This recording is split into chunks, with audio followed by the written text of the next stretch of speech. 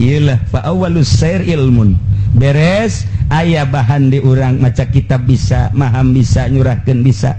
kemudian ku urang geus diatur ruhna summa amalun beramal ku hari salat ngaji Quran geus menuju lillah keting urang udang Allahu akbar lillah silaturahmina lillah ngariungna lillah ka Allah bae mantak ngamaknaan la ilaha illallah nage la maqsuda bihaqqin fil wujud illallah nu dimaksud kalawan hak kecuali Allah geus kabeh ge salat maksud ka Allah puasa maksud ka Allah zakat maksud ka Allah haji maksud ka Allah silaturahmi maksud ka Allah ngaji maksud ka Allah pidato maksud ka Allah dek berpartai ge masalah asal nu dimaksud kecuali Allah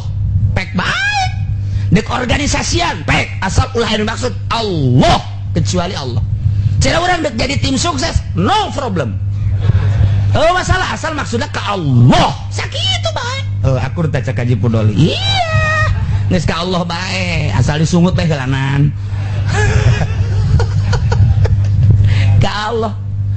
la maksud bihaqqin fil wujud ilallah encan naik deui engke la makluba encan naik deui engke terus naik deh